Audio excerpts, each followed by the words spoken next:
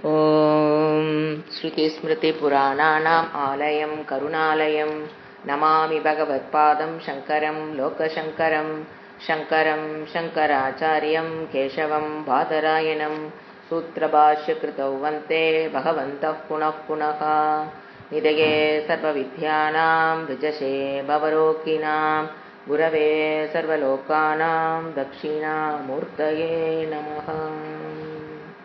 ॐ सहना भवतु सहनौ भुनक्तु सह वीर्यङ्करवावहै तेजस्विनावधीतमस्तु मा विद्विषावहै।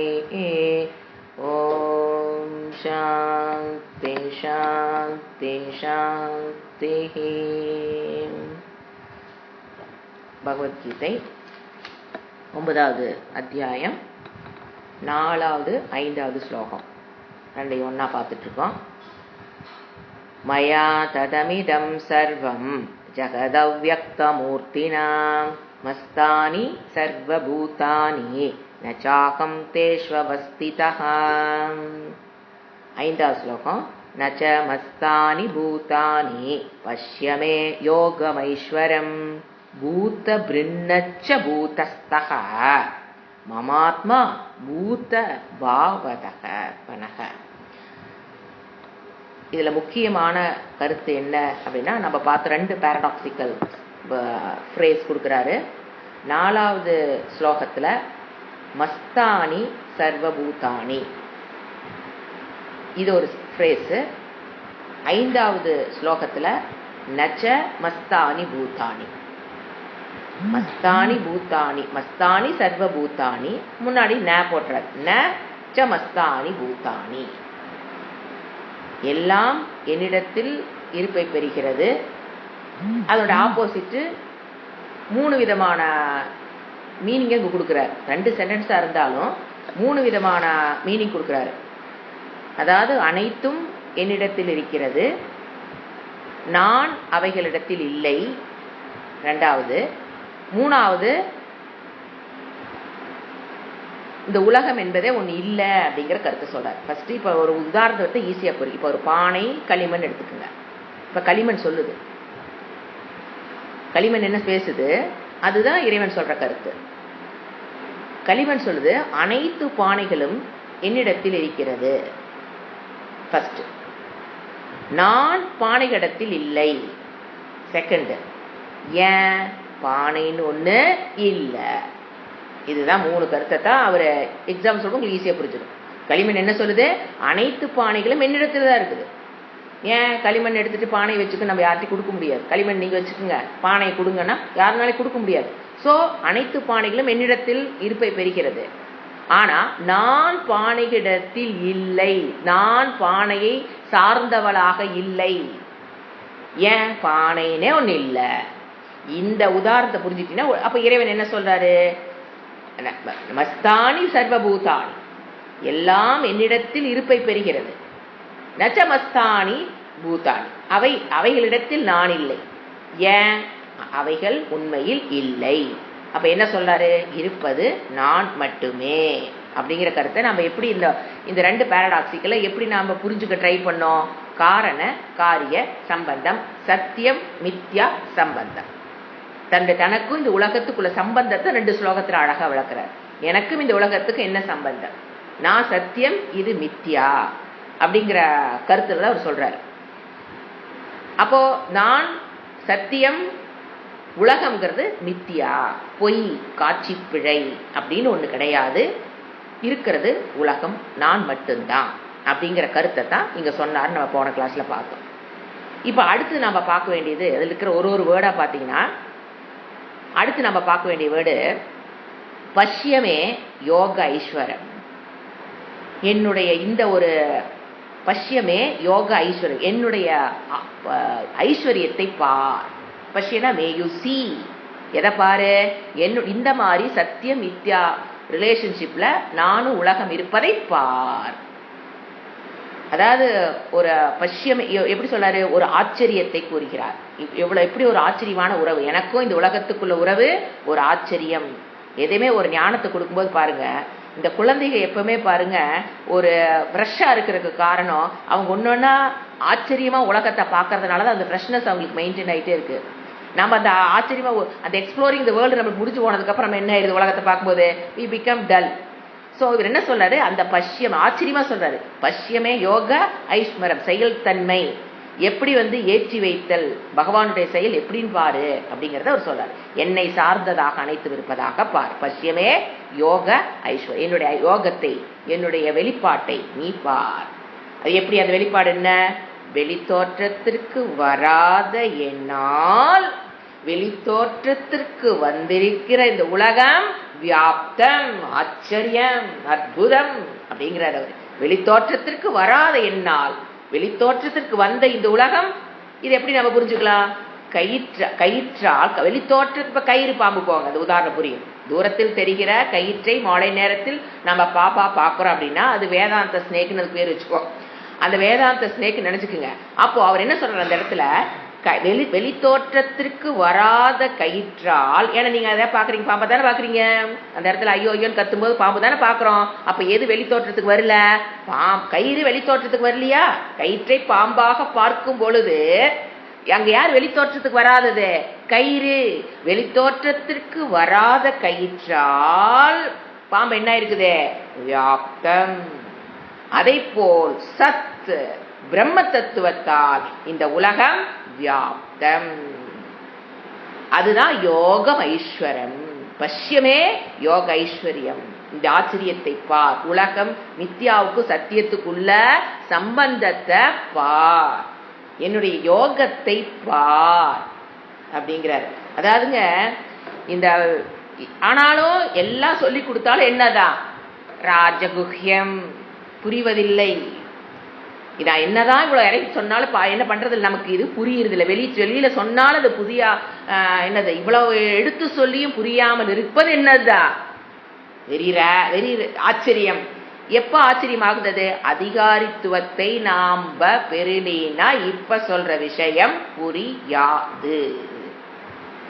இப்போ இந்த சம்பிரதாயம் இந்த விஷயத்தை எது, வெளித்தோற்றத்திற்கு வராத இறை சத் என்கின்ற விஷயத்தால் வெளித்தோற்றத்திற்கு வந்த இந்த உலகம் வியாப்தம்ங்கிறது ஒரு சம்பிரதாயத்தினால ஹேண்ட் ஓவர் பண்ணிட்டு, இதை தாங்கி பிடிப்பது ஒரு சம்பிரதாயம், ஒரு சம்பிரதாய குரு பரம்பரை. அதுதான் இந்த விஷயத்தை தாங்கி பிடிச்சு அடுத்த ஜெனரேஷன் கொடுத்துட்டு இருக்கு. வெறும் பேப்பர் இருக்கிறனால ஜெனரேஷன் மக்களுக்கு அது போய் சேராது. அப்ப யார் இதை தூக்கிட்டு வர்றா, அந்த குரு பரம்பரா, சம்பிரதாய குரு பரம்பரா. எப்படி இது கண்டினியூ ஆகுது, ஒரு இடத்துல ஒரு விசாரம் பண்ணி பார்க்கலாம். இப்படி ஒரு விஷயம் ராஜ குஹ்யம், ஆனா இது என்ன ஆயிட்டு வருது, hand over from generation to generation to generation. How it is possible, எப்படி இது நடக்குது, ராஜகுஹ்யமா இருக்கிற விஷயம் எப்படி ஹேண்ட் ஓவர் பண்ணிட்டு வருது. தகுதி உள்ளவர்களுக்கு மட்டும்தான் புரியும். கிளாஸுக்குள்ள உட்கார்ந்தாலும் தகுதி இல்லாதவர்களுக்கு புரிய போறது இல்லை. ஆனாலும் எப்படி இது ஹேண்ட் ஓவர் ஆயிட்டு வருதுங்கிற ஒரு பியூட்டிஃபுல் ஒரு ஸ்டோரி சொல்ற பாரு. எனக்கு அந்த குழந்தைகளுக்கு சொல்லி சொல்லி எனக்கு அது இப்ப ஏன்னா ஈஸியா புரியும் எங்களுக்கு. அதாவது இப்ப ராஜா இருந்தாராம், காட்டுக்கு போறாரு. போய் அந்த கிளி ஆல்ரெடி பேசிச்சுக்கிற கிளி, அதை புடிச்சிட்டு வந்துடுறாரு. புடிச்சிட்டு ஒரு தங்க கூடு, நம்மள அந்த கடையில் விற்கிற கூடை வாங்குவோம், அவர் ஆர்டர் பண்ணி நல்லா தங்க கூடு செஞ்சு அதுக்குள்ள வச்சு அதுக்கு வேணுங்கிறதெல்லாம் கொடுத்து வளர்த்திட்டு இருக்கிறார். அது நல்லா பேசி பழகிச்சு, ஃப்ரெண்ட் ஆயிடுச்சு, ராஜாட்ட ஃப்ரெண்ட் ஆயிடுச்சு, ராணிகிட்ட ஃப்ரெண்ட் ஆயிடுச்சு, பசங்க பிள்ளை எல்லாத்தையும் ஃப்ரெண்ட் ஆயிடுச்சு. வந்தா குட் மார்னிங்ல இருந்து எல்லாம் சொல்லி நல்லது, பிள்ளைய கூட்டுக்குள்ள இருக்கு அது அது கிடைச்சதால திருப்தி அடைஞ்சு அது வாட்டுக்குள்ள இருக்கு. அப்போ திரும்பி அவர் காட்டுக்கு போறார், புடிச்சிட்டு வந்துட்டாரு. செகண்ட் டைம் காட்டுக்கு போறார். ஃபர்ஸ்ட் டைம் போகும்போது புடிச்சிட்டு வந்துடுறாரு, செகண்ட் டைமுக்கு அந்த காட்டுக்கு போறார். அப்போ அவர் கேட்கிறார், கிளியே நான் மாதிரி ஃபாரஸ்ட்டுக்கு போறேன், உன்னை பிடிச்சி வந்தேன் இல்லையா, அங்க உன் ஃப்ரெண்ட்ஸ் எல்லாம் இருப்பாங்களே, இப்ப நான் அவங்களெல்லாம் போறேன், அவங்ககிட்ட ஏதாவது விஷயம் சொல்லணுமான்னு கேட்கிறேன். நான் சொல்லு, உங்களோட நீ சொல்லு, நான் போய் சொல்றேன் ஏதாவது. இவருக்கு என்னன்னா, நான் அப்படியே உட்கார்ந்த இடத்துல ராஜாவாட் சாப்பிட்டுட்டு இருக்கேன் அப்படின்னு எதையோ இது சொல்லும், அதை போய் நம்ம பெருமையா சொல்லலான்னு இவருக்கு ஒரு நப்பாசை. எதையா சொல்லு அப்படின்னு அது சொல்லுது, தங்க கூட்டில் இருக்கிறேன் அப்படின்னு சொல்லியிருக்கேன். என்ன சொல்றீங்க, நான் நல்லா இருக்கு அப்படி இல்ல, நான் அழகான தங்க கூட்டில் ராஜா வீட்டில் இருக்கிறேன் அப்படின்னு போய் சொல்லுங்க. அதோட இன்ட்யூஷன் வேற, ராஜாவுக்கு புரியல. அப்புறம் அந்த இடத்துல ஒரு எக்ஸ் மார்க் வச்சுக்கோங்க. அப்புறம் அங்கே போய் குருவிகளை பார்க்குறாரு. அந்த குருவி பார்த்தோன்னே இவர் போறக்குள்ள அந்த கிளியெல்லாம் வந்துருச்சு. என்ன ராஜா அநியாயமே எங்கள் ஆளை பிடிச்சிட்டு போயிட்டீங்க, அது உயிரோடு இருக்கா, எப்படி என்ன நல்லா இருக்கா அப்படின்னு அதுகளும் கேட்க இவர் பேசுகிறார். என்ன உங்ககிட்ட என்கிட்ட ஏதாவது விஷயம் சொல்லி விட்டு தான் அந்த கிளி கேட்குது. இருக்குதா, நல்லா இருக்கு பேச. என்ன விஷயம் சொல்லி விட்டது? நான் தங்கக்கூட்டில் இருக்கிறேன்னு அந்த கிளி சொல்லுச்சுன்னு சொன்னோன்ன தப்பான்னு ஒரு கிளி விழுந்து செத்து போயிருது, கீழ் விழுந்து செத்து போயிருது. இவருக்கு என்னன்னே புரியல. அப்புறம் இவர் பார்த்துட்டு திரும்பி வந்த. இவ்வளவுதான் நடக்குது, வேற எது, எல்லாம் அமைதியாயிருச்சு. அது ஒரு கிளி செத்தன என்ன ஆகும், சந்தோஷமெல்லாம் போயிருச்சு, எல்லாம் அப்படியே பின் ஆஃப் சைலன்ஸ். அப்புறம் இவருக்கு மனசு ரொம்ப சங்கடமாயிருது. இந்த விஷயம் சொல்லணுன்னு பாவம் செத்தே போச்சு பாவம் அப்படின்னு இவர் மனசுக்குள்ள ரொம்ப சங்கடமாயிருது. அப்புறம் திரும்பி வராரு. திரும்பி வந்தோன்னே இந்த கிளி கேட்குது, என்ன என் ஃப்ரெண்ட்ஸ் எல்லாம் சொல்லி விட்டாங்க அப்படின்னா அவர் சொல்றாரு, இந்த மாதிரி ஒரு கிளி வந்து செத்து போச்சு, நீ இந்த மாதிரி தங்கக்கூட்டில் இருக்கிறீன்னு நான் சொன்னோன்ன அந்த கிளி வந்து செத்து போச்சு, ஒரு கிளி வந்து கீழே விழுந்து செத்து போச்சு அப்படின்னு சொன்னோன்ன இந்த கிளி விழுந்து செத்துருச்சு, விழுந்துருச்சு. இவருக்கு ஐயோ என்ன நடக்குது இறைவா, வாயில சொன்னோம் இவ்வளவு நம்ம பிரிச்சுட்டோமோ, இவருக்கு அது மாதிரி நாம ஏதோ தப்பு பண்ணிட்டோம் அப்படின்னு உங்களுக்குள்ள பண்ணும்போது அப்புறம் எல்லாத்தையும் கூப்பிடுறாரு. இந்த மாதிரி கிளி செத்து போச்சு. அப்புறம் அடுத்த வேலை பண்ணி ஆகணும்ல, கிளி ஓப்பன் பண்ணி டோர் ஓப்பன் பண்ணி அதை எடுத்து கொண்டு போய் அடக்கம் பண்ண இல்லைங்களா ராஜா வீட்டு கிளி. அப்போ வந்து எடுத்துட்டு போங்க அப்படிங்கிறார். அப்படின்னு சொல்லிட்டு இவர் கதவை திறக்கிறார். திறந்தோடனே அந்த கிளி உசுரோட இருந்துச்சு டொயின்னு பறந்து போயிருது. இப்படித்தான் நம்ம சம்பிரதாயம் கேரி பண்ணிட்டு வந்துட்டு இருக்கிறோம் பரம்பரையா. என்ன விஷயம் பாருங்க, வெரி சூக்ஷமான விஷயம், அழகான ஸ்டோரி, சூக்ஷமான விஷயம், ஈஸியா புரிஞ்சுக்கலாம். இப்போ அந்த ராஜாவுக்கு இப்ப என்ன நடந்ததுனாங்க, உண்மையில இது போய் தங்க கூட்டில் இருக்குதுன்னு இவர் சொன்னாரு. இந்த கிளியினோட பிளானு ராஜாவுக்கு தெரியல, அந்த கிளியினுடைய பிளானு ராஜாவுக்கு தெரியல. ஆனா கம்யூனிகேஷன் பண்ணிட்டாரு. அவரால் பண்ண முடிஞ்சது கம்யூனிகேஷன். இந்த கிளி என்ன தங்க கூட்டில் இருக்கிறேன்னு சொல்லும் போது அது என்ன புரிஞ்சுக்கிச்சு, நல்லா மாட்டிக்கிட்டா அப்படிங்கறத புரிஞ்சு அது தப்பிக்கிறதுக்கு ஐடியா கொடுத்துருக்கு. அது உண்மையில சாகல, அந்த கிளி கீழே விழுந்து அப்படியே கிடந்தோன்னு செத்து போற மாதிரி அது நடிச்சிருக்கு.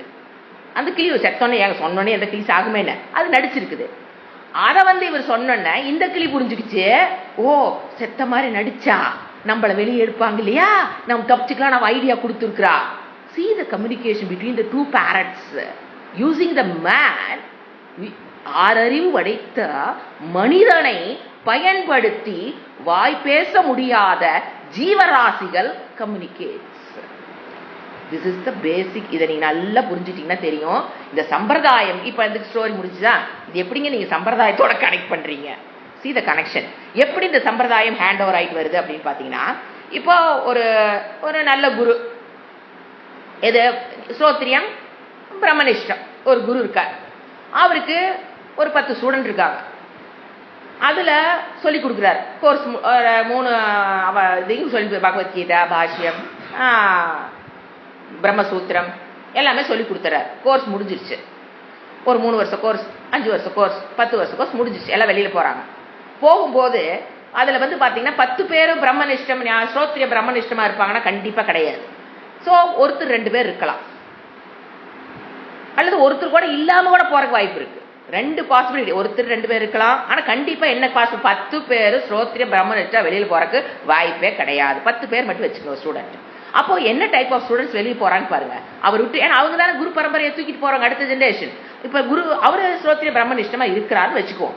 அவருக்கு சொல்லி கொடுக்கும் போது அதுல ஸ்ரோத்ரிய பிரம்மனிஷ்டம் 1 இருக்கலாம், 1 கூட இல்லாமல் இருக்கலாம், இல்ல 2 இருக்கலாம். அப்படி இருக்கும்போது எப்படி இந்த பரம்பரை கட் ஆகாம இருக்குது? இப்ப யாருமே பிரம்மனிஷ்டே இல்லாமையும் போறதுக்கு வாய்ப்புகள் இருக்குது.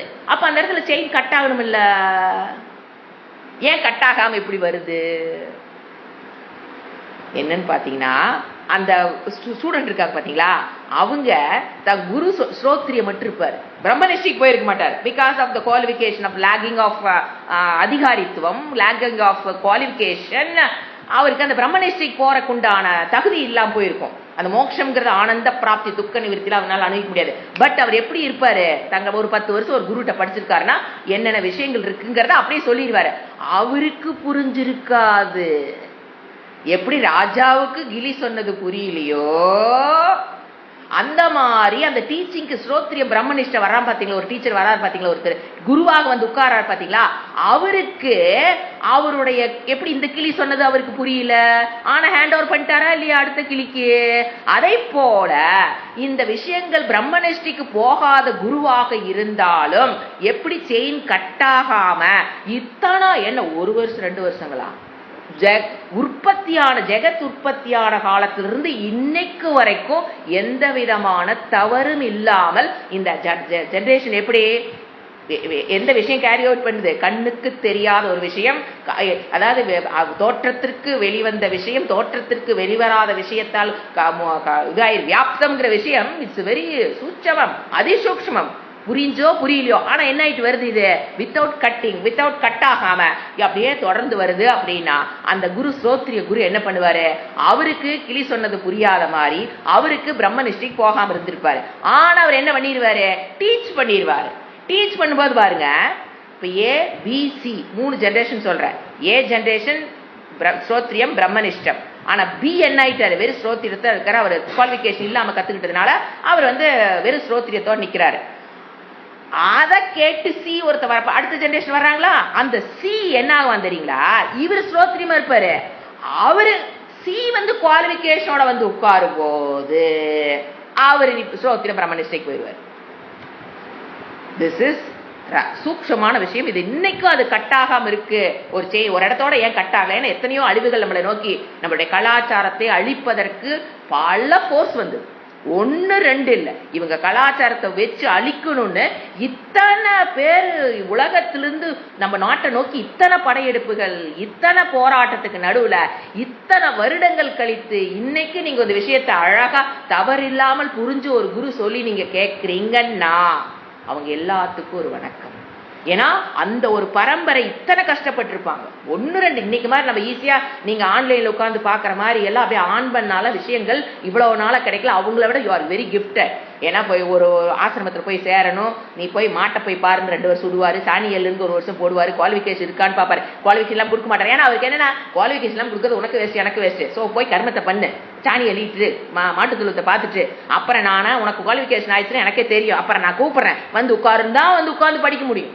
அதுவும் இவ்வளவு டைம்னா டைம் பண்ணி முடிச்சு அவர் அனுப்பிச்சிருவாரு. த்ரூ அவுட்ல அவர் நான் நடத்திட்டு இருக்க முடியாது, அடுத்த பேட்ச் வந்துடும். சோ எப்படி இவ்வளவு கஷ்டத்துல இவ்வளவு போராட்டத்துல இவ்வளவு அழிவை நம்ம சந்திக்க அழிவுக்கு பிரிம்முக்கு போயிட்டு கூட நம்ம அப்படியே தப்பிச்சு வெளியில் வந்துட்டு இந்த பரம்பரை சொல்றேன். எப்படின்னா இப்படித்தான் இதைத்தான் சொல்றாரு குஹ்யம். ஆனா பாருங்க அந்த ஏபிசி 3 பரம்பரை சொன்ன பாத்தீங்களா, அந்த பிங்கிறவரு எதுக்கு உதவி பண்ணிருக்காரு, அந்த அவருக்கு பிரம்மனிஷ்டத்துக்கு போக முடியல. Because he not it qualified. அது குவாலிஃபிகேஷன் எல்லாமே ஞானத்தை வாங்கிட்டாரு போது அவர் எதுக்கு hand owing the knowledge from A to C K P காரணமாக இருந்திருக்கார். Even though he is not yet qualified, he is not yet get moksha. So மோட்சம் பெற்றவங்க மட்டும் இந்த குரு பரம்பரைய தாங்கிறது இல்ல, வெறும் ஸ்ரோத்ரியமா இருக்கிறவங்களும் என்ன பண்ணிட்டு இருக்கிறோம், குரு பரம்பரையை ஹேண்ட் ஓவர் பண்ணிட்டு இருக்கிறதுனாலதான் இன்னைக்கு நாம் இந்த விஷயத்த, அதனாலதான் இதுக்கு என்ன வேர்டு சொன்னோம், ராஜ குஹ்யம். புரியாமையே இப்ப ராஜா என்ன பண்ணாரு, அவருக்கு இந்த கிளி என்ன சொன்னதுங்கிறது புரியல, போய் சொல்லிட்டாரா இல்லையா, கம்யூனிகேஷன் ஆயிடுச்சா இல்லையா, மொத்தத்துல அந்த கிளி சொன்னது இந்த கிளி கன்வே பண்ணிட்டாரா இல்லையா, ஆனா அவருக்கு எதுவும் புரியல. இந்த பி நான் சொல்ற பி பரம்பரா குரு பரம்பரையில இந்த பி ராஜாக்கு சமம். அந்த ஏவுசி என்ன, எந்த ஏவுசி 2 கிளி என்னது, இந்த கிளி சொல்லி விட்டது அது புரிஞ்சுக்கிச்சு போது ஏ டு சி போயிருச்சு. ஆனா நடுவில் இருக்கிற பிக்கே பிரம்மனிஷ்டத்துக்கு போக முடியும். சோ இந்த மாதிரிதான். ஏன்னா இது ஒரு பெரிய விஷயம். ஏன்னா நிறைய பேர் கேட்கறது இது எல்லாரும் பிரம்மனிஷ்டம் அடைய முடியுமா, அடைய முடியுதோ இல்லையோ, கண்டிப்பா அடுத்த அவருக்கு என்ன பண்ணிடுவார், ஸ்ரோத்ரியமா இருக்கிறவரு அடுத்த ஜெனரேஷன் கொடுத்துருவாரு. ஆனா இவரு பிரம்மனிஷ்டைக்கு போகாம இருக்கலாம், போயும் இருக்கலாம். ஆனா இப்படியே தான் எல்லாருக்கும் கிடையாது. ஏகிட்ட கத்துக்கிட்டு ஏங்கிறவரு ஸ்ரோத்ரிய பிரம்மனிஷ்ட குரு, அவர்கிட்ட படிச்சவங்க ஸ்ரோத்ரிய பிரம்மனிஷ்ட குரு, அவங்க சொல்லி கொடுக்கிற ஸ்ரோத்ரிய பிரம்மனிஷ்ட குருவும் பரம்பரையில் வருகிறது. இப்படி பிரேக் ஆகி வரது நான் சொல்லவில்ல, அப்படித்தான் அது வந்துட்டு இருக்குது. அதுல நடுவுல எங்காவது பிரேக் ஆனா இந்நேரம் காணாம போயிருக்கணுமே. அது ஏன்னா குவாலிஃபிகேஷன் இஸ் வெரி டிஃபிகல்ட். அப்போ ஒரு ஜெனரேஷன் இப்ப கலிகாலத்துல குவாலிஃபிகேஷன் பெற முடியாம போகும்போது அப்படியே அழிஞ்சு போயிருமா, அழியவே அழியாது. அதுக்காக தான் இந்த புரிய வைக்கிறக்காக தான் இந்த ஸ்டோரி சொன்னேன். ஏன்னா ஒருத்தர் பேசிட்டு போது சொன்னாங்க, இந்த மாதிரி பிரம்மனிஷ்டம் இல்லாத போது அவங்க எப்படி அதை அடுத்த ஜென்ரேஷன் கொடுப்பாங்க, அப்போ அப்படியே கட்டாயிராதானா? கட்டெல்லாம் ஆகாது. அதுக்கு தான் இந்த ஸ்டோரி. ஸோ இப்போ என்ன பார்த்தோம் நம்ம, எப்படி ராஜகுஹ்யம் ராஜ்ய வித்யா hand over from generation to generation from the சிருஷ்டி ஸ்டில் நவ், எந்த விதமான தவறும் இல்லாமல் இறைவன் சொன்ன வார்த்தையில் எங்கே நம்மளுடைய இத்தனை மண்டை தாண்டி வருதுன்னா எத்தனை இன்டர்பிரேஷன் உள்ள நொந்திருக்கும், எதுவும் வராமல் அப்படியே இறைவன் சொன்னது சொன்னபடியே ஃப்ரெஷ்ஷா வருது அப்படின்னா திஸ் இஸ் த ரீசன். அடுத்து என்ன சொல்ற, மம ஆத்மா. போன கிளாஸ்ல பார்த்தோம், மம ஆத்மாங்கிறது ஒரு வாச்சியார்த்தமா எடுத்துக்கணும், தவிர என்னுடைய ஆத்மா உன்னுடைய ஆத்மா அவனுடைய ஆத்மான்னு பல ஆத்மா கிடையாது அப்படின்னு. அகம் ஆத்மாங்கிறது என்னது, அகம் ஏவ மம, அதான் மம ஆத்மாங்கிறது எப்படி எடுத்துக்கணும், அகம் ஏவா என்னத்துக்கு, சிருஷ்டிக்காரன் பூத பாவனக, பூத பாவன சிருஷ்டி, நானேதான், அகம் ஏவ நான் மட்டும்தான் இந்த சிருஷ்டிக்கு காரணம். அதுதான் அழுத்தி சொல்றாரு, மம ஆத்மான அகம் ஏவ சிருஷ்டி பூத பாவனக சிருஷ்டிக்கு காரணம். அடுத்து என்ன சொல்றாரு, பூத விருத்து, இது ஸ்திதி காரணம். நான் தான் அனைத்தையும் காப்பவனாகவும் இருக்கிறேன். அனைத்தையும் பூத பிரித்து பூதஸ்தக அவைகளில் இருந்து உலகத்தில் உலகமாக இருந்து உலகத்தை ஸ்தகன ஸ்டாண்ட் உலகத்தில் இருந்து, ஏன்னா படைச்சிட்டு நான் எங்கேயும் போட்டுட்டு போகல, கைலாசத்துக்கோ சொர்க்கத்துக்கோ நான் போகல, நான் இங்கேயே தான் இருக்கேன், உங்களோடவே இருந்து உங்களை நான் சிருஷ்டியை பாதுகாக்கிறேன். சித்தி செய்யறேன்னு அர்த்தம். நான் சிதி காரணம், இப்ப ரெண்டையும் சொல்றாரு, சிருஷ்டியும் நான் தான். எது தோற்றத்திற்கு வரிவந்த இந்த உலகத்தை வியாபித்திருக்கிற தோற்றத்திற்கு வெளிவராத நான் தான் சிருஷ்டி செய்தேன். நான் தான் இந்த ஸ்லோகத்தோட சேர்ந்து புரியும்போது எப்படி புரிஞ்சுக்கணும், தோற்றத்திற்கு வெளிவந்த இந்த உலகத்தை நான் தான், யார் நான்பது, தோற்றத்திற்கு வெளிவராத நான் தான் சிருஷ்டி செய்தேன், நான் தான் ஸ்திதியும் செய்யறேன். பூத பிருன்ன பாவனக, அடுத்து பூத பிருத்து, இது ரெண்டு சிருஷ்டி ஸ்திதி சொல்லுது. அடுத்தது மயா ததமிதம் சர்வம். போர்த் ஸ்லோகம் என்ன சொல்றாரு, இதுதான் மயா சர்வமிதம். இந்த தமிழ்ல சொல்லிக்கிட்டே இருக்கேன், மயா சர்வமிதம். சர்வம்னு என்ன, மயா ததமிதம் சர்வம், தத்து இதம் சர்வம்னா எப்படின்னா வெளித்தோற்றத்திற்கு வராத என்னால் வெளித்தோற்றத்திற்கு வந்த இந்த உலகம் வியாப்தம். அவ என்ன சொல்றாரு கடைசி, இது என்ன திருப்பி சொல்றாரு, உலகம்னு ஒண்ணு உங்க கண்ணுக்கு தெரியுதுன்னா அதற்கு நான் தான் உபாதான காரணம், நான் தான் காரணம். உலகம் உங்க கண்ணு தெரியுதுன்னா அதுக்கு நான் ஈஸ்வர. அதை என்னப்பா நான் சங்கராச்சாரிய இடத்துல பாஷையை சொல்லுவாரு, எப்படி அந்த உலகமா உங்களுக்கு பாக்குறத ஜெகத் திருஷ்டியா உங்களுக்கு தெரிஞ்சுட்டு, உலகம் எப்படி தெரியுது, ஒரு திருஷ்டின பார்வை. ஜெகத் திருஷ்டிய என்னவா மாத்தணும், ஈஸ்வரா திருஷ்டி. திஸ் இஸ் வேதாந்தம். நம்ம எப்படி பார்த்துட்டு இருக்கிற உலகத்தை வெவ்வேறு உலக ஜெகத் திருஷ்டின பார்வை, உலகம்ங்கிற பார்வையை நீக்கி ஈஸ்வரங்கிற பார்வையை கொண்டு வாங்க. நாம என்ன பண்றோம், உலகத்தை தான் பாக்குறோம், எதை பாக்குறது இல்ல, ஈஸ்வரன் நாம பாக்குறது இல்ல. அந்த இடத்துல தான் சங்கராச்சாரியர் விளக்கமா பாஷ்யம் எழுதியிருப்பார். சோ இது 4க்கும் 5க்கும் உள்ள ஸ்லோகத்தினுடைய இது. இப்ப 3 கருத்து மெயினா நம்ம பாக்குறோம். இந்த உலகம் அனைத்தும் என்னில் இருப்பை பெறுகிறது, நான் அவற்றை சார்ந்து, உலகம் என்னை சார்ந்து இருக்கிறது, நான் அந்த உலகத்தை இருப்பை சார்ந்து நான் இல்லை. அடுத்தது உலகம்னே ஒண்ணு இல்லை, இருப்பது அனைத்தும் என்னை தவிர்த்து வேற எதுவும் இல்லை. ஆனா அது வெளித்தோற்றத்துக்கு வந்த விஷயம், நான் வெளித்தோற்றத்துக்கு வராமல் இருந்து அதை வியாபகம் செய்கிறேன் அப்படிங்கிற ஒரு அழகான உபனிஷத்துகள் கருத்து அவருங்க சொல்லிட்டாரு. அடுத்த 6வது ஸ்லோகத்துல என்ன சொல்றாரு, இப்போ சத்யா மித்யா சம்பந்தம் சொல்லிட்டார். எனக்கும் காரண காரிய சம்பந்தம், எனக்கு இந்த உலகத்துக்கும் உள்ள சம்பந்தம் சத்தியம் மித்யா சம்பந்தம். அதை இன்னும் கொஞ்சம் விளக்கணும், ஏன்னா துவைதம் வந்துடும். நான் சத்தியமா மித்யான்னு ஒண்ணு இருக்கா, துவைதம் வந்து அவருக்கு அடுத்த ஸ்லோகத்தை சொல்றாரு. 6வது ஸ்லோகத்துல அதை நெகேட் பண்றாரு. துவைதம் கிடையாது, அத்வைத தத்துவம். ஏன்னா மித்யானா பொய், அது இல்லவே இல்லைன்னு சொல்லி இருக்கிறது நான் மட்டும்தான். அத்வைதத்தை நிலைநாட்டுகிறார். ஏன்னா துவைதம் வந்துடக்கூடாது, நான் உலகம் இது மாதிரி வியாபகம் அப்படிங்கிற துவைதத்துக்கு போயிடாதீங்க. ஏன்னா உலகம்னே ஒண்ணு இல்ல, இருந்தா தானே துவைதத்துக்கு சொல்ற பாருங்க. யதாகாசஸ்திதோ நித்யம் வாயு சர்வத்ர கோ மகான் ததா சர்வாணி பூதானி மஸ்தானீத்யுபதாரய. மீனிங் எழுதிக்கலாம். யதா எவ்வாறு. ஒரு உதாரணத்தை கொடுத்து சொல்றாரு ஈஸியா புரிஞ்சுக்கிறதுக்காக. இது எப்படி ஈஸியா புரிஞ்சுக்கலாம்? அதாவது ஆகாசம் இருக்கு, அதுல வாயு, ரெண்டு தத்துவத்தை எடுத்துக்கிறார். ஆகாசம் வாயு. யதா சர்வத்திர கக, எல்லாவிடத்திலும் செல்லக்கூடியது யாரு? மகான் வாயு. எல்லா இடத்துல சர்வத்திர ககன கம் தாத்து, சர்வத்திரன எங்கும், ககன செல்லக்கூடிய, எங்கும் செல்லக்கூடியது யாரு? மகான், பெரிய அளவில் இருப்பது வாயு.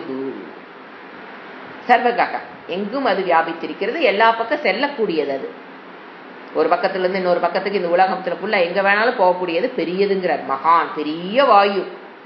வாயு காற்றானது நித்தியம், எப்பொழுதும்.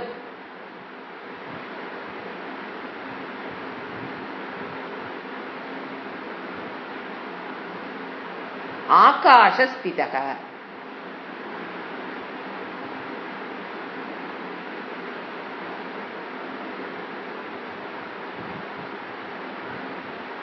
ஆகாசத்தை இருப்புடையது.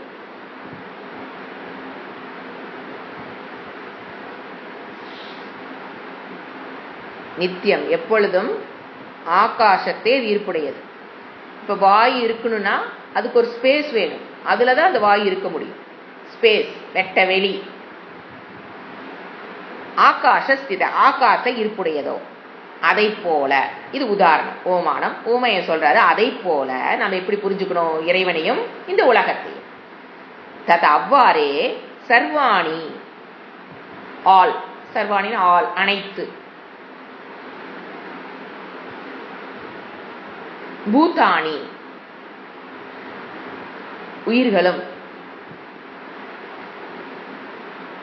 சர்வாணி அனைத்து, பூதானி உயிர்களும்,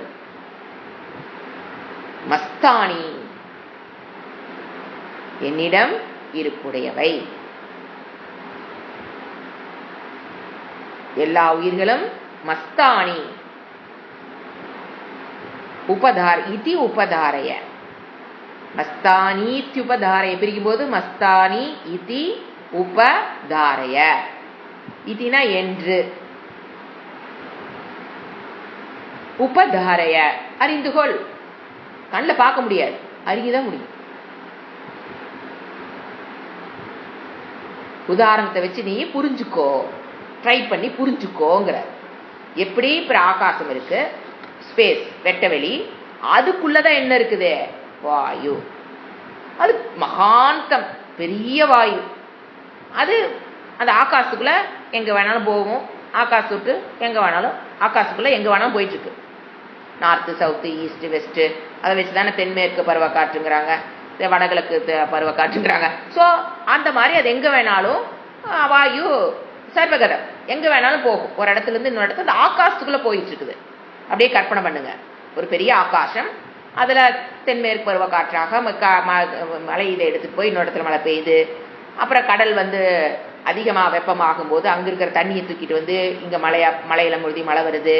இல்லை வெப்ப காலத்துல பாத்தீங்கன்னா இருக்கிற அதெல்லாம் வெளியில போகும்போது இந்த இடத்துல ஒரு வேக்யூம் மாதிரி கிரியேட் ஆகும்போது அதை ஃபில் பண்றதுக்கு அதை நோக்கி, அந்த வேக்யூம் நோக்கி அந்த காத்து வருது. இந்த மாதிரி ஒரு பெரிய ஒரு மூவ்மெண்ட் உள்ள நடந்துகிட்டே இருக்குது. ஆகாசத்துக்குள்ள இருக்கிற வாயு எங்க வேணாலும் போயிட்டே தான் இருந்தாகும். எங்கெங்க அதோட ப்ரெஷர் குறையுதோ அதை நோக்கி அது போயிட்டு ஆகும். அப்போ என்ன ஆகுது? அதனால காத்து வீசுறது. காத்து ஏன் வீசுது? ஒரு இடத்துக்கு ஏன் வருது? இந்த இடத்துல அதனுடைய அடர்த்தி கம்மியாயிடுச்சுன்னா அதை ஃபுல்ஃபில் பண்றதுக்காக அங்கிருந்து ஒரு காத்து வரும். அதுதான் இப்படி மூவ் ஆயிட்டு இருக்கு. ஓகே, இது நல்லா தெளிவா புரிஞ்சுக்குங்க. அதை போல இப்ப அதுக்குள்ள ரிலேஷன்ஸ் என்னென்ன நம்ம அதுல பார்க்கணும்னு பாத்தீங்கன்னா, when the air moves to a new place, இப்ப இங்கிருந்து கோயம்புத்தூர் காத்து போகுது, ஒரு ஊருக்கு போகுது. when the air moves to a new place, it does not move to the new space. New பிளேஸுக்கு போகுதே தவிர, இங்கிருந்து ஒரு காத்து கோயம்புத்தூருக்கு போகுது, புயல் காத்து வருது, இங்கிருந்து ஒரு 6 கிலோமீட்டர் அவனாசி வரைக்கும் போயிடுச்சுன்னு வச்சுக்கோமே. நல்லா திங்க் பண்ணி பாருங்க. ஏர் மூவ் ஆகும்போது நியூ பிளேஸுக்கு போகுதே தவிர நியூ ஸ்பேஸுக்கு போகுதா என்ன? Is it a new space? வெற்றிடம் புதுமையான வெற்றிடத்துக்கா போகுது? அந்த எங்கும் வியாபித்திருக்கிற வெற்றிடத்துக்குள்ள என்ன ஆயிட்டு இருக்குது, போயிட்டு இருக்குதே தவிர புதுசான ஒரு இடத்துக்கு போகுது. நம்ம என்ன சொல்றோம், இது ஒரு வாட்சியார்த்தமா சொல்றோம். இங்க இருந்து காத்து வந்து அங்க அடிக்குது, இந்த ஊர்ல இருந்து அந்த ஊர்ல அடிக்குதுன்னு நம்ம சொல்றோம். நியூ பிளேஸுக்கு போகுது நம்ம சொல்றோம். Erode to Coimbatore, Udumalaipettai to Pollachi, Pollachi to Coimbatore, இப்படி காத்து அடிக்குது நாம ஜாகிரபில படிக்கிறோம். சாஸ்திரம் கேக்குது நியூ பிளேஸுக்கு போகுது சரி, நியூ ஸ்பேஸுக்கு போகுதா? பிளேஸ் வேற ஸ்பேஸ் வேற. புரிஞ்சு பாருங்க, நல்ல டீப்பா சிந்திச்சு பாருங்க. நியூ ஸ்பேஸுக்கு போகுதா? கோயம்புத்தூர்னு ஒரு ஸ்பேஸ் இருக்குதா என்ன? ஈரோடுன்னு ஒரு ஸ்பேஸ் இருக்குதா என்ன? ஏன்? எல்லாமே எதுக்குள்ளதான் கும்மி அடிக்குது? ஸ்பேஸுக்குள்ளதான் இருக்கிறது. ஒரே ஆகாசம் சொல்ல வருது. இருப்பது ஒரே ஆகாசம், அதுக்குள்ளதான் வாயு ஒரு இடத்துல இருந்து இன்னொரு இடத்துக்கு போயிட்டு இருக்குது. இருக்கிறது என்னது? ஒரே ஒரு ஆகாசம். கோயம்புத்தூர் ஒரு ஆகாசம், ஈரோடு ஒரு ஆகாசம். ஆகாசத்தில் பிரிவு என்பது கிடையாது. அதனால வாயு போகுதுங்க போது ஒரு ஆகாசத்திலிருந்து இன்னொரு ஆகாசத்துக்கு போறதல்ல. ஏன்? இருப்பது ஒரே ஆகாசம், அந்த ஆகாசத்துக்குள்ளதான் அது போயிட்டு இருக்குங்கிற மாதிரி. அப்படி போகும்போது ஃபர்ஸ்ட் அண்டர்ஸ்டாண்டிங் புரிஞ்சுதா? ஸ்பேஸ் ஒரு இடத்துல இருந்து ஒரு இடத்துக்கு போறதில்ல, பிளேஸ் தான் ஒரு இடத்துல ஒரு இடத்துக்கு போகுது. Not the space. ஏன்னா இருக்கிறது ஒரே ஸ்பேஸ், அந்த ஸ்பேஸுக்குள்ளேயே அது போயிட்டு இருக்குன்னு பார்த்தோம். ரெண்டாவது அண்டர்ஸ்டாண்டிங், இது மூவ் ஆகிறதுனால, ஏது வடமேற்கு பருவக்காற்று தென்கிழக்கு பருவக்காற்றாக அது மூவ் ஆகிறதுனால ஸ்பேஸுக்கு ஏதாவது பாதிப்பு வருதா? ரெண்டாவது விஷயம், இது காத்து இங்கிருந்து போறதுனால ஸ்பேஸுக்கு வெட்டவெளிக்கு ஏதாவது பாதிப்பு வருதா? வராது. ஏன்? அசங்கக. இப்ப பாருங்க, நம்ம பூமியில என்னென்ன மாற்றங்கள் நடக்குது. ஒரு கண்டங்கள் ஒன்றிடம் இருந்து ஒன்று பிரிந்ததுன்னு படிக்கிறோம். ஏன்னா முதல்ல பாத்தீங்கன்னா எல்லாமே ஐரோப்பா ஆப்பிரிக்கா எல்லாம் ஒன்னா இருந்தது. அந்த மாதிரி எல்லா கண்டங்கள் பிரிஞ்சு முதல்ல ஒரே கண்டமா இருந்து அது 7 கண்டமா பிரிஞ்சுதுன்னு படிக்கிறோமா இல்லையா? அந்த மாதிரி கண்டங்கள் பிரியும் போதோ அல்லது ஒண்ணுக்கு ஒண்ணு மோதும் போதோ அப்பதான் இமயமலை உள்ளிருந்து வெளியில வந்ததுங்கிறாங்க. சோ அந்த மாதிரி மோதும் போதோ அல்லது பிரியும் போதோ அல்லது கோள்கள் ஒன்றை விட்டு ஒன்றை துரத்து விலகும் போதோ உலகம் கூட அழியலாம். ஸ்பேஸ் அழியுமே என்ன? உலகம் அழியும். ஒரு காலத்துக்கு உலகம் என்ன ஃபர்ஸ்ட் ஒண்ணுக்கு ஒண்ணு மோதிக்கிச்சுன்னா அங்க இருக்கிற பீப்புள் எல்லாம் பாக்குறோம். இப்ப பெருசா மழை பெஞ்சதுங்கிறாங்க, அப்படியே மேக வெடிப்புங்கிறாங்க. அதனால மேக வெடிப்பு ஏற்பட்டு அந்த இடத்துல இருக்கிற மண்ணு ஜனங்க எல்லாம் மாறிட்டாங்க. ஆனா அங்க ஒரு ஸ்பேஸ் இருக்கு பாத்தீங்களா, வெட்டவெளி. அதனால இந்த மேக வெடிப்புனால அங்க இருக்கிற ஸ்பேஸ் பாதிக்கப்பட்டதா? வெட்ட வெளியில ஏதாவது மாற்றம் ஏற்பட்டதா? ஏற்படலை. அது புரியணும். இந்த சப்ஜெக்ட் புரியறதா வேதாந்தோட மெயின் சப்ஜெக்ட். அந்த இடத்துல ஸ்பேஸ் ஒண்ணு இருக்கு, அதுல எந்த வித மாற்றமும் கிடையாது. அதுக்குள்ள இருக்கிற விஷயங்கள், இப்ப வாயு, மீன் கடை தாண்டி போறீங்க, மீன் நாத்தத்தை கேரி பண்ணிக்கும். அந்த பக்கம் பூக்கடை பக்கம் போனீங்க, அங்க ஒரு பூ ஸ்மெல், அது நாற்றம் சொல்லக்கூடாது, வாசம், அதை கேரி பண்ணிக்கும். இந்த மாதிரி அதுக்குள்ள என்ன நடக்குது? எதை தாண்டி போகுதோ அதெல்லாம் கச்சமுச்ச ஏறிக்கும். நான் கேட்கறது சாஸ்திரம் சொல்றது அது எல்லாம் அந்த ஸ்பேஸ்க்குள்ள நடைபெறுது இல்லையா? அந்த ஸ்பேஸ் ஏதாவது தனக்குள்ள அந்த நாத்தத்தை ஏத்துக்குதா அல்லது வாசத்தை ஏத்துக்குதா? அது எந்த மாற்றம் ஏற்படுவதில்லை. அசங்கக. Even though the voice is inside the space is not affected. Even though the air is in the space, the changes are taking place in the air. It goes from place to place. It carries smell, etc., pollution, etc. எல்லாம் நடந்தாலும் space is not affected, not at all affected. Yeah, untouched by the air. ஆனா அதுக்குள்ளதான் எல்லாமே நடக்குது, but untouched. இந்த விஷயம்தான் இறைவன். யாரு space தான், யாரு உதாரணத்தை வச்சிருங்க. ஸ்பேஸ் இறைவன் சொல்லக்கூடாது, உதாரணத்தை வச்சு இப்ப யார் யாரோட மேட்ச் பண்ணணும், உதாரணத்தை நல்லா புரிஞ்சுக்கிட்டோமா? இப்ப அந்த ஸ்பேஸ்ங்கிறது என்னது? இறைவன். அந்த ஆறுங்கிறது என்னது? இருக்கிற பூதாணிகள். ஒரு சரீரத்தில் இருக்கிற பிரச்சனையோ மனதில் இருக்கிற பிரச்சனையோ ஏதுலயும் எங்கும் வியாபித்து நமக்கு அந்த ஏர்ல இருக்கிற பொல்யூஷனுக்கு இருப்பிடம் கொடுக்கறது அந்த ஸ்பேஸ் தான். ஏர்ல ஒரு வாசம் வருதுனால அதுக்கு இருப்பிடத்தை கொடுக்கறது ஸ்பேஸ் தான். ஆனா நாட் அஃபெக்டட். கண்ணுக்கு முன்னாலே இது தெரியும் போது அதை போல் எடுத்துக்கணும். அதே அல்ல, அதை போல் ஸ்பேஸ்ங்கிறது இறைவன் எங்கும் வியாபித்திருக்கிறார்னா ஸ்பேஸை யார் வியாபித்திருக்கிறார்? இறைவன். அந்த ஸ்பேஸையும் வியாபித்திருக்கிற எங்கும் ஸ்பேஸையும் தனக்குள் அந்த ஆகாசமும் யாரால் வியாப்தம்? இந்த உதாரணத்தை புரிஞ்சு, அந்த ஆகாசத்தை யார் வியாபித்திருக்கிறார்? இறை தத்துவம், ஆத்ம தத்துவம், பிரம்ம தத்துவம். கண்ணுக்கு தெரியாத, கண்ணுக்கு வெளி தோற்றத்திற்கு வராத ஆகாசமே நம்ம கண்ணுக்கு தெரியுதுல. அப்போ அந்த வெளி தோற்றத்திற்கு வராத அந்த இறை தத்துவம் நம்ம கண்ணுல பார்க்க முடியாத ஆகாசத்தை என்ன பண்ணி இருக்குது? வியாப்தம். ஆனாலும் எல்லாத்துக்கும் ஆகாசத்துக்கு இடத்தை கொடுக்கறது யாரு? இறைவன் தான். எல்லாவற்றுக்கும் இடத்தை கொடுக்கறது ஆகாசம். மண்ணு, மற்ற எல்லா பூதங்களுக்கும், அக்னி, தண்ணி, எல்லாத்துக்கும் யாரு இருப்பிடம் கொடுக்கறது? ஆகாசம் தான் இருப்பிடத்தை கொடுக்குது. அந்த ஆகாசத்துக்கு இருப்பிடத்தை, ஆகாசத்தை வியாபித்தவராக இருப்பவன் நான். பட் அசங்கா are not at all touched by. ஆகாசத்தில் இருக்கிற மாற்றங்களே, ஆகாசமே அன்டச்சா இருக்கும் போது இறைவன் டச் ஆவார் என்ன? எது இந்த பூதங்களும் இருக்கிற, மனதில் இருக்கிற பிரச்சனை, உடம்புல இருக்கிற பிரச்சனை, 1008 பிரச்சனைகள் வருது பாத்தீங்களா? எது பூமியில ஒரு கண்டம் மோதிக்குது, அதே ஆகாசம் என்ன ஆகுறது இல்ல? Not affected by the clashing of கண்டங்கள் அடிச்சுக்கும் போது, பிரியும் போது, கோள்கள் ஒண்ணுக்கு ஒண்ணு டேஷ் ஆகும் போது, உலகமே நாளைக்கு அழிஞ்சாலும் ஆகாஷ் கடைசி வரைக்கும் எப்படி இருக்கும்? அந்த அழிவையெல்லாம் பார்த்துட்டு அப்படியே கம்முன்னு இருக்கும். It's not at all affected. அந்த மாதிரி இறை தத்துவம் எதை புரிஞ்சுக்கணும்? அந்த ஆகாசத்தையும் வியாபித்திருப்பவன் இறைவன். இதத்தான் இது எப்படி உதாரணத்து மூலம் விளக்குறாரு. ஏன்னா அது புரிஞ்சுக்கிறது கொஞ்சம் கஷ்டமா இருக்கிறதுனால அவர் உதாரணத்தை கொடுத்து விளக்குறாரு. அதை போல நான் என்ன சொல்றாரு? அசங்கக, அனைத்துமே பிரம்மமாகிய நான் சொல்லாம அனைத்தும் என்னிடத்தில் உள்ளனங்கிற விஷனை டிரான்ஸ்ஃபர் பண்றார். இவ்வளவு நாளா இப்படி பார்த்துட்டு இருந்தோம் பகவத் உபநிஷத்துல, அனைத்தும் பிரம்மமாகிய நான், சத்தேவ இதகும் அக்ரே ஆசீத்து, அந்த சத்து தான் இப்போ இருக்குது அப்படிங்கிறத டீச்சிங்க பகவத்கீதையில லிக்விடைஸ் பண்ணி அதே தத்துவம் தான் சொன்னது. ஒரே தத்துவம் தான், அனைத்துமே பிரம்மமாகிய நான். இங்க இருக்கிறது அனைத்தும் சத்தேவ இதகும் அக்ரே ஆசித்து, இப்ப இருக்கிறது அதுதான் சத்தேவ சௌமிய சாந்தோக்கிய உபநிஷத் கேரா. அத லிக்விடைஸ் பண்ணி என்ன சொல்றாரு? அனைத்தும் என்னிடத்தில் உள்ளன. அதே மீனிங் தான் புரிஞ்சுக்கிறக்கா என்ன சொல்றாரு? அனைத்தும் என்னிடத்தில் உள்ளன. ஏன் சொல்லணும்னு கேட்டா, இந்த உதாரணத்தை ஒட்டி அவர் இப்படி சொல்றார். சொல்லிட்டார்ல ஒரு உதாரணம், ஆகாசம், அதை வச்சு ஆகாசம் வாயுங்கிற எடுத்துற உதாரணத்துக்கு பொருத்தமா இருக்கணுங்கிறக்காக இங்க என்ன வேர்டு கொண்டு வரல அவரு? பிரம்ம, அனைத்துமே பிரம்மமாக்கிய நான்கிற வேர்டை சொல்லாம இந்த உதாரணத்துக்கு மேட்ச் ஆகிற மாதிரி என்ன வேர்டு போடுறாரு? அனைத்தும் என்னிடத்தில் உள்ளன.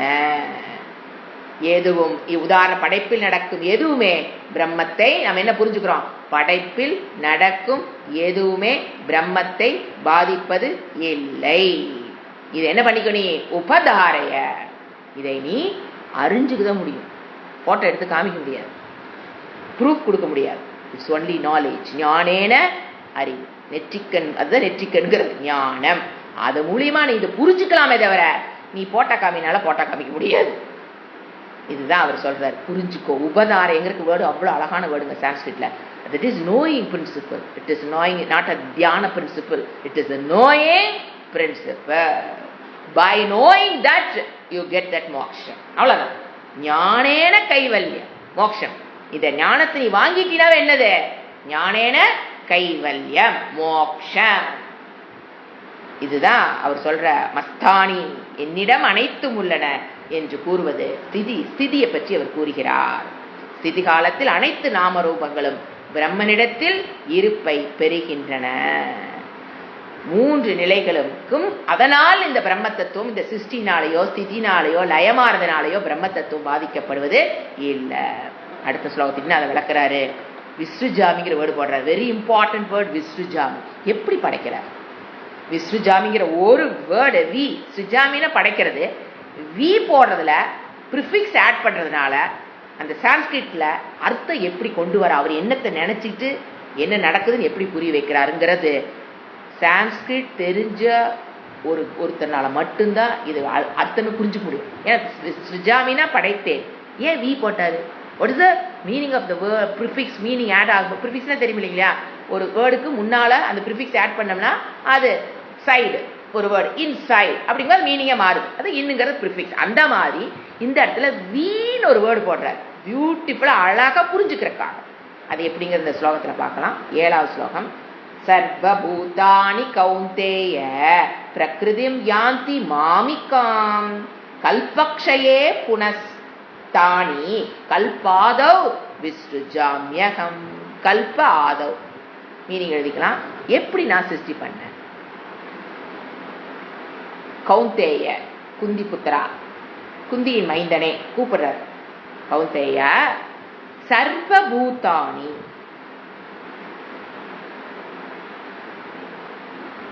இந்த இடத்துல பூதம் நாங்க உயிர் உள்ளது உயிரற்றது எல்லாமே சேர்த்துக்கிறோம். உயிர் உள்ளது மட்டும் பார்த்துட்டு கூடாது, உயிரற்ற அனைத்தும் உயிர் உள்ளது அனைத்தும். பூதம்னா என்ன? 5 பூதங்களா? பூத்தேன கிருத்தம், பௌத்திகம். பூத்தேன கிருதம், இந்த சரீரம் என்னது? பூத்தேன கிருத்தம், பௌத்திகம். பௌதிகம் ஒரு வேர்டு தமிழ்ல வருமே, அதே ஏன் பௌதிகம்? பூத்தேன கிருத்தம் பௌதிகம்.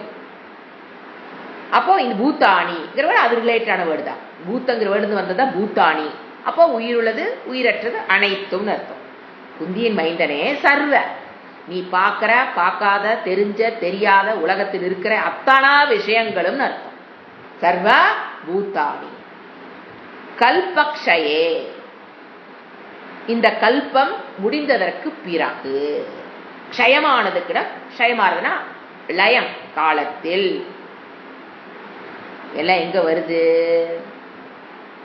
மாமிகாம், என்னுடைய என்னுடைய மாமிகாம் பிரகிருதி. என்னுடைய மாமிகாம்னா என்னுடைய பிரகிருதியை யாந்தி அடைகின்றன.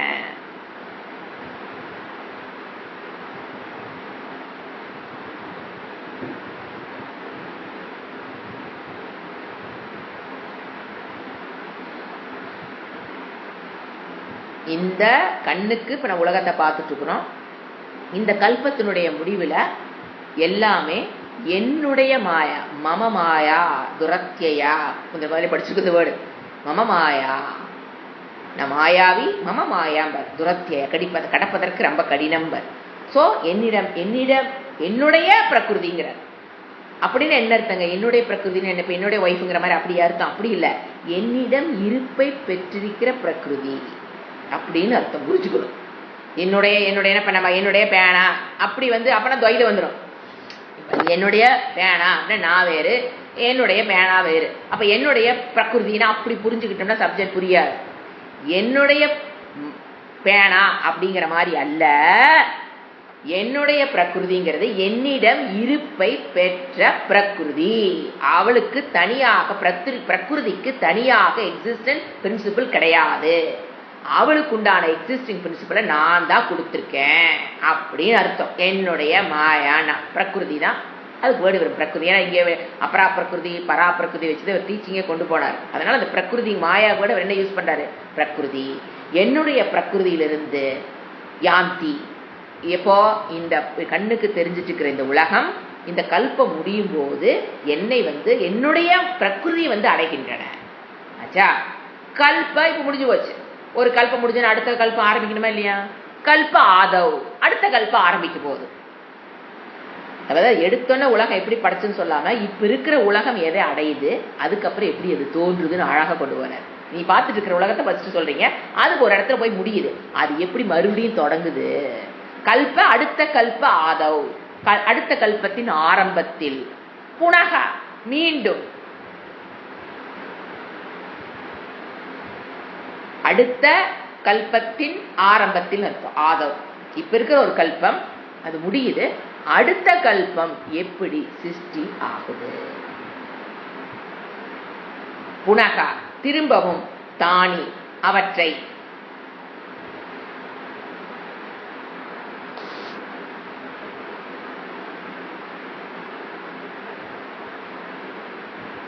அகம் நான்,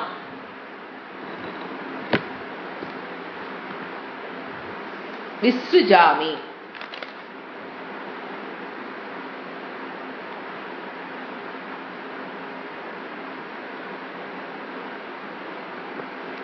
படைக்கிறேன். தமிழ்ல சொல்லும்போது படைக்கிறேன் தான் வரும். சமஸ்கிருதத்துல சொன்ன ஸ்ருஜாமி. ஸ்ரு மீன்ஸ் டு கிரியேட். ஸ்ருஜாமி means I create. First person singular. ஸ்ருஜாமி. ஸ்ரு மீன்ஸ் அதுதான் ஸ்ருஜாமி. அதுக்கு முன்னால என்ன ப்ரிஃபிக்ஸ் வருது? வி. விஸ்ருஜாமி அப்படின்னா எதை அவர் விஸ்ருஜாமின்னு சொல்றாரு? நான் தான் அதை படைக்கிறேன். தமிழ்ல சொல்லும்போது நான் தான் படைக்கிறேன் அப்படின்னு நம்ம பார்க்கிறோம். இப்போ உலகத்தை இறைவனுடைய செயல் என்ன சொல்றாரு? மித்யா ஜகத்தை அப்படிதான் இவ்வளவு பார்த்தோம். சத்தியம் நானு, மித்யாங்கிறது உலகம். இப்ப என்ன சொல்றாரு? அந்த மித்யா உலகத்தை அப்படிங்கிற வேர்டு ஆட் பண்ணி சொல்றேன். இப்போ மித்யா ஜகத்துக்கு ஒரு நான் தான் படைச்சங்கிறார். இந்த மித்யா உலகத்தை நான் தான் விஸ்ருஜாமின என்ன? அந்த வீங்கிறது என்ன பண்றாரு? எதுக்காக வீ போட்டார்னா, இதற்கு ஒரு படைக்கிறாரு வச்சுக்கோங்க. இதற்கு முன்பு ஒரு சிருஷ்டி எப்படி இருந்ததோ அதை ஒத்து அடுத்ததை படைக்கிறேன்னு அர்த்தம். வி ஸ்ருஜா. ஸ்ருஜாமின படைத்தல். வீங்கிற ஒரு ப்ரிஃபிக்ஸ் ஒரு ப்ரொஃபவுண்ட் மீனிங்கை கொடுக்கும். இதற்கு முன்னால இப்ப நம்ம பார்த்துட்டு இருக்கிற உலக மாதிரின்னு அர்த்தம். ஏன்னா இனிமேல் இது முடிய போகுது. இப்ப பார்த்துட்டு இருக்கிற உலகம் கல்ப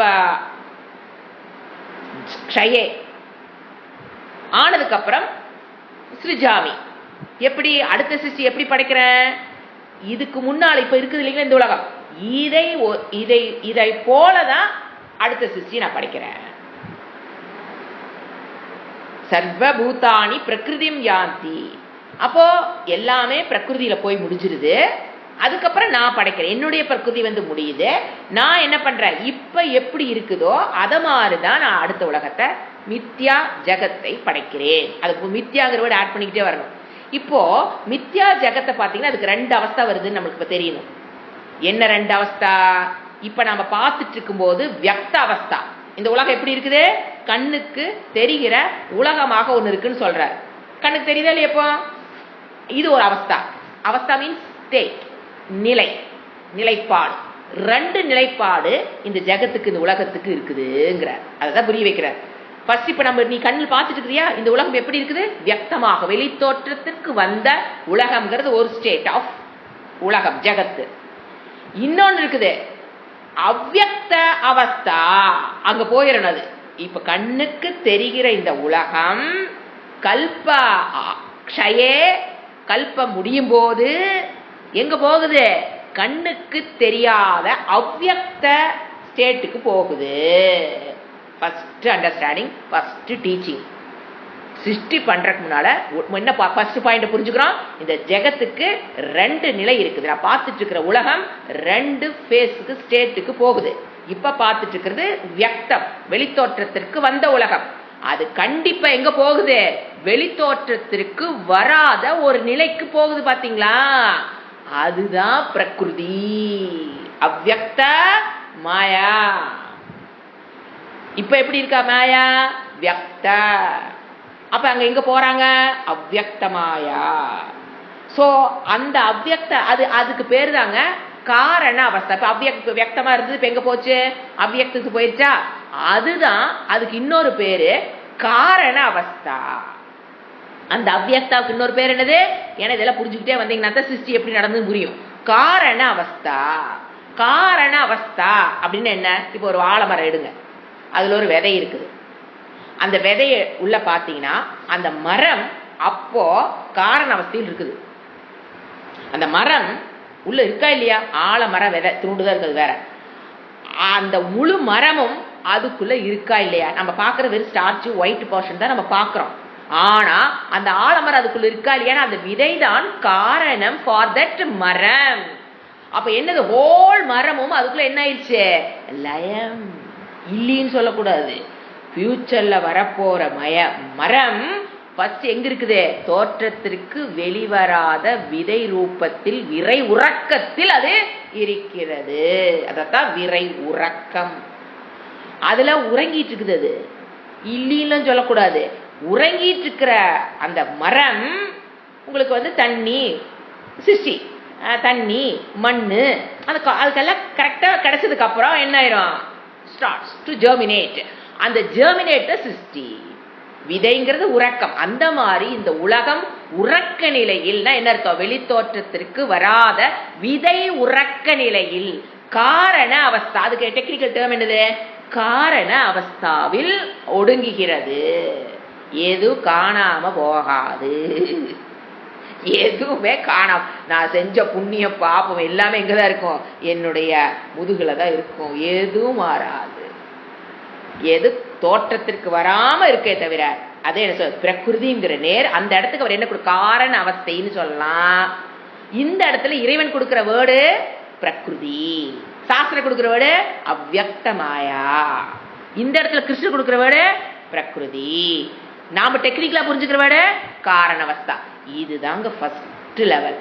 சிருஷ்டியோட ஃபர்ஸ்ட் லெவல் எங்கிருந்து ஆரம்பிக்குது? காரண அவஸ்தா, வெளித்தோற்றத்திற்கு வராத அந்த பிரகிருதி மாயா, அந்த காரணவஸ்தா மாயா அல்லது பிரகிருதி பிரம்மனை சார்ந்திருக்கிறது. பிரம்மனுடைய நிழல் போல அப்படி புரிஞ்சுக்கணும். அந்த மாயாங்கிறது பிரம்மனுடைய நிழல் போல சார்ந்திருக்கிறது. சோ மித்யா உலகம் கம்ஸ், மித்யா உலகம் சிருஷ்டி, மித்யா உலகம் ஸ்திதி, மித்யா உலகம் லயம். இப்படி புரிஞ்சுக்கணும். மித்யாவாக இருக்கிற நிழல் என்னது? மித்யா தானே. இப்ப நான் இருக்கேன், நிழல் இருக்கு. இப்போ எப்ப நிழல் வருது? இப்ப வீட்டுல உட்காந்துருக்க 5 மணிக்கு நிழல் இருக்காங்க இல்ல, அதுக்கு நிழல் இல்லைன்னு சொல்லுவீங்க. நீங்க வெயில போய் பாருங்க, உங்க நிழல் தோன்றுதா இல்லையா? அது மித்யா. ஏன் அது பொய்? அது இருக்குன்னு சொல்ல முடியாது, இல்லைன்னு சொல்ல முடியாது, என்னை சார்ந்து இருக்குது, எல்லாமே உங்களுக்கு புரியும். நிழல்ங்கிறது மித்யா. ஏன்னா அது பொய் தோற்றம், அது என்னை தவிர்த்து தனியாக இல்லை. இப்ப நீங்க கண்ணாடியில ஒரு உருவம் பாக்குறீங்க, எவ்வளவு தூரம் போக வேண்டாம், நீங்க கண்ணாடியில ஒரு உருவம் பாக்குறீங்க. இப்ப 2 பேர் தெரியுமா? இப்ப காஃபி கொண்டான்னு கேட்கறோம். 2 காஃபி அங்க கேட்போம். நல்லா திங்க் பண்ணி பாருங்க. கண்ணாடி முன்னால உட்காந்துருக்கோம், 2 தெரியுது. இங்கொன்னு சத்தியம் நினைச்சுக்குங்க. ஒரு எக்ஸாம் சொல்றேன், உடனே நான் சத்தியம் கண்ணாடி மித்தியான்னு போயிடாதீங்க. ஒரு உதாரணம் சொல்றேன். இது சத்தியம். அது கண்ணுக்கு தெரியுதா இல்லையா? கண்ணாடியில காஃபி கொண்டாடுறவங்களுக்கு தெரியும், எனக்கும் தெரியும். கண்ணாடியில ஒண்ணு தெரியுது. இப்ப நம்ம காஃபி வேணும். 2 காஃபி கேட்பீங்களா, 1 காஃபி கேட்பீங்களா? ஏன்? இது மட்டும்தான் சத்தியம். இது 1 காஃபி குடிச்சாவே அது குடிச்ச மாதிரி. அப்படின்னு என்னன்னா அப்படின்னு ஒண்ணு இல்லைன்னு அர்த்தம். இதுதான் கண்ணாடிங்கிறது. கண்ணாடிக்கு முன்னால உட்கார்ந்துருக்கிற நான்கிறது பிரம்ம தத்துவம், ஈஸ்வர தத்துவம், அல்ல பிரம்ம தத்துவம் சத்து. அந்த கண்ணாடியில் தெரிகிற பிம்பம் என்னது? மித்யா மாயா. அந்த மாதிரி புரிஞ்சுக்கணும். அப்படி புரியும் போது என்ன தெரியும்? இருக்கிறதாங்க யாரு? 2. ஐயா அவங்க 1 காஃபி கொண்டு வராங்க, நீங்க காஃபி சொன்னீங்க, 2 பேர் அங்க தெரியுறாங்க அவங்க கண்ணுக்கு. ஆனா அவங்க கொண்டு வர்றது 1 காஃபி தான் கொண்டு வராங்க. ஏன்? அவங்களுக்கு என்ன தெரியுது? சத்தியம் இருக்கிறது இது ஒண்ணுதான். கண்ணாடியில் தெரிகிறது ஒரு தோற்றம், காட்சி பிழை. அதல்ல காப்பி குடிக்காது, அது மித்தியாங்கிறது அவங்களுக்கு தெரியறதுனாலதான் அவங்க எத்தனை காப்பி கொண்டு வராங்க? Single copy. இவ்வளவு சிம்பிளா புரிஞ்சுக்கலாங்க. ஏன் நீங்க கண்ணாடி மேல அவங்களும் உங்களை பாக்குறாங்க, நீ கண்ணாடி மேல உட்காந்துருக்கீங்க, ஐயோ கண்ணாடி மேல உட்காந்துருக்கீங்களா, அவங்களுக்கு ஒரு காப்பி கொண்டா, அவங்க கொண்டாடுறது இல்ல. ஆல்ரெடி என்ன அண்டர்ஸ்டுட்? அது போய் காட்சி, அதுக்கு காஃபி தேவையில்லை. இது சத்தியம், இதுக்குதான் காஃபி. So single coffee. எப்படி ஒரு அத்வைதத்தை எவ்வளவு ஈஸியா புரிய வைக்கிறாங்க பாரு குரு பரம்பரா. இவ்வளவுதான் இருக்கிறது. என்னது? சத்து. ஆனா தெரியுதே, கண்ணாடியில தெரியுது. அதை பார்த்தா பொட்டு வைக்கிறோம், யூஸ் ஆகுது. அது இல்லைன்னா தூக்கி போட வேண்டாம். அதை பார்த்தா பொட்டு வைக்கிறோம், அதை பார்த்தா மேக்கப் பண்ணி எல்லாத்துக்கும் பயன்படுது. ஆனா என்னன்னு எதை தெரிஞ்சு நான் பயன்படுத்திக்க, அது மித்தியான்னு தெரிஞ்சு நம்ம யூஸ் பண்ணிக்கிட்டு இருக்கோமா இல்லையா?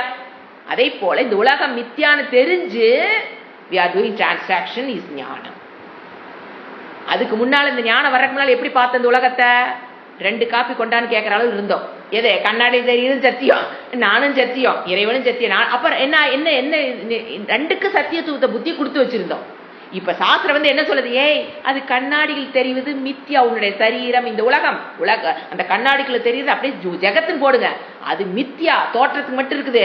நீ மட்டும்தான் சத்தியம், உன்னுடைய சொரூபம் சத்தியம். ஆனா we are doing என்னது? Transaction with the mirror. We need not throw away the mirror from the house. We are using it. We are using the world. We are living in the world. We are using that word. We are using Shastra. We are using Guru. We are using Shastra. எல்லாமே மித்யா தான். குரு மித்யா தான், சாஸ்திரம் மித்யா, எல்லாமே என்னதான்? மித்யா மித்யா மித்யா மித்யா. பட் மித்யாவில் இருக்கிற வாழ்ந்துட்டு இருக்கிற எனக்கு, மித்யாவை சத்தியன்னு நினைச்சிட்டு இருக்கிற எனக்கு, அந்த மித்யா குருவும் மித்யா. ஏன்னா உலகமே மித்யாங்கும்போது குரு சாஸ்திரம் மட்டும் சத்தியமா வந்துடுவாங்க. எல்லாமே மித்யா தான். ஆனா மித்யா உலகத்தில் சத்தியம் நினைச்சிட்டு இருக்கிற எனக்கு, மித்யால் இருக்கிற குருதா வந்தாகணும் டீச்சிங்க்கு, மித்யா இருக்கிற சாஸ்திரம் தான் வந்தாகணும் டு கெட் அவுட் ஆஃப் மித்யா.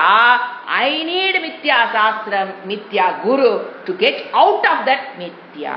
அப்ப எல்லாமே என்னதான்? மித்யா. தோற்றத்துக்கு காட்சிக்கும் இருக்குது. எதை போல? துச்சம் போல இல்லாத ஒன்று அல்ல. உலகம்ங்கிறது இல்லவே இல்லை அப்படிங்கிறது கிடையாது. தனக்கென்று இருப்பில்லாமல் பொய், காட்சி, பிழை. யாருதான் சத்தியம்? பிரம்மம் தான் சத்தியம்.